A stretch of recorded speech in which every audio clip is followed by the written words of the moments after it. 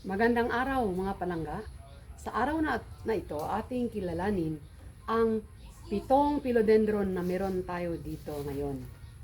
Kung ating pansinin mga palangga, ang ating mga philodendron na nandito ngayon ay lahat parang ginugupit-gupit.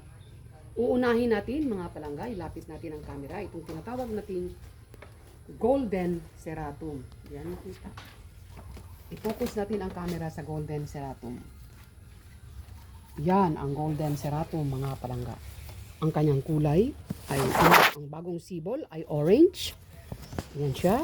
Tapos ang kanyang stalk ay light orange pa rin. Tapos golden o yellow green ang kanyang next na dahon. Hanggang ito ay mag-mature, magiging green na mga palangga. Ang ating golden ceratum din ay merong mababa ang kanyang mga stalk at hindi ito gumagapang. Yan ang ating una-unang philodendron na golden ceratum na ginugupit-gupit mga palangga. Ang sunod ay tinatawag nating warsi-wishi. Ito siya. Super gold ang ating warsi-wishi mga palangga. Ito'y maselan. Ayaw ng tanim na ito na laging diligan dahil ito din ay malalanta. Siya ay lahat gold. Ito ay hanggang ang kanyang mga stalk ay gold pa rin. At ngunit medyo mahaba ang kanyang mga tangkay mga palangga. So yun siya, madali ito masusunog kaya kailangan talaga natin na ilagay siya sa ilalim ng net na 90%.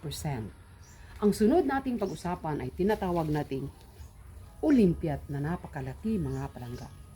Ito ang Olympiad na malaki ang kanyang mga dahon at pwede din nating idagdag sa ating landscaping dahil hindi maselan ang Olympiad at hindi din umaakyat. Pure green ang ating Olympiad at saka ang kanyang mga stalk. Ngunit mayroon siyang kaunting mga patak-patak, ganyan. At saka yung kanyang mga stalk, mga palangga, ay may mga patak-patak pa rin. So, napakalaki, parang ginugupit-gupit at makapal ang kanyang dahon. Yan ang ating Olympiad. Ang sunod mga palangga ay tinatawag nating variegated jungle boogie. Ang jungle boogie ay ang bagong sibol ay meron na siyang variegation na makikita natin na tinatawag siyang variegated jungle boogie dahil nakikita na ang kanyang variegation at kulay orange ang kanyang light orange or yellow. Meron siyang green at saka orange combination yung kanyang bagong sibol na dahon. Ito din, tingnan ba natin ito ang kanyang variegation. Meron siyang green and white mga palangga. Ayan siya.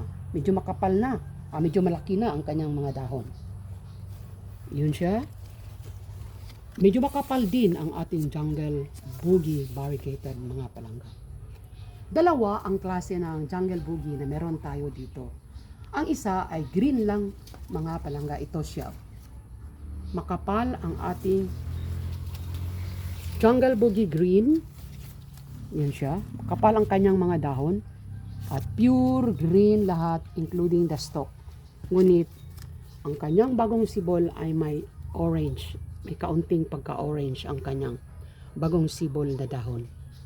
So yun ang kaibahan sa dalawa mga palangga, ang variegated at saka green jungle boogie.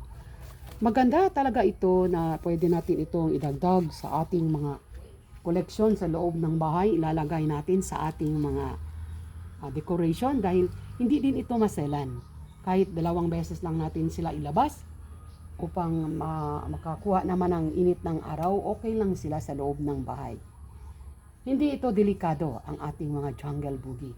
Both variegated at ang ating green jungle boogie ay super talaga. Pwede ding pangdagdag sa ating mga landscaping. Ang sunod mga palangga ay tinatawag nating chocolate empress. Bakit siya tinatawag na chocolate empress? Dahil sa kanyang mga kulay na chocolate talaga. Yan siya. Yan ang mga bagong sibol niya. Klaro pa rin, alintana pa rin natin ang kanyang pagka-chocolate. Ngunit, itong kanyang mga stalk, nandoon pa rin. Meron pa rin chocolate na makikita natin. At green na sa kalaunan ang ating mga chocolate empress. Ito mga palangga ay maganda rin na ipangdagdag natin. Ngunit ipandagdag natin sa ating mga decoration sa loob ng bahay. Ngunit take note mga palangga, ang tanim na ito ay medyo maselan din sa init ng araw. Tingnan natin ito, nasunog na. Yan ang resulta pag ito'y matamaan ng init ng araw, madali din silang masusunog. Kaya required, mas mainam ang ating chocolate empress sa 90% net dahil maganda ang kanilang mga dahon mga palangga. Ang sunod ay tinatawag nating sanadu. Ito ang ating sanadu mga palangga.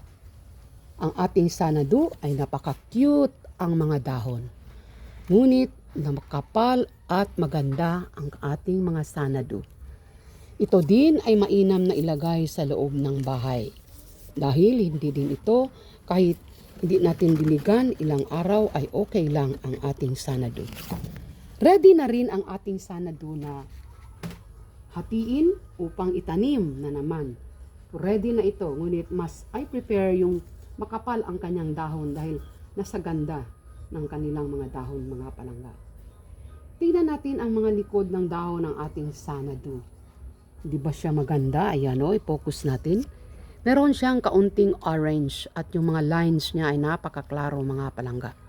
Ayun o, may pagka-brown ang kanilang mga stalk at makapal ang kanilang mga dahon. Napakagandang ilagay sa loob ng bahay.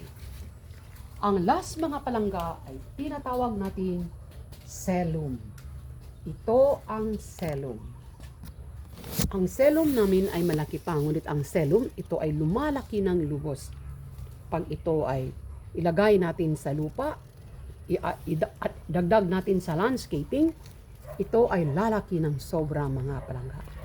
Maganda din ang celum, ngunit ayaw din ng mga celum na ilagay sa init ng araw, lalong-lalo na kung wala ang net dahil ito din ay masusunog. Mas gusto ng ating celum sa 90% net mga palangga. So yun lang po ang ating pinag-usapan sa araw na ito. Sana po ay meron kayong natutunan at huwag pong kalimutan na i-follow ang page ni Florencia Nodado Ramirez Mamay. Marami pong salamat at bye-bye!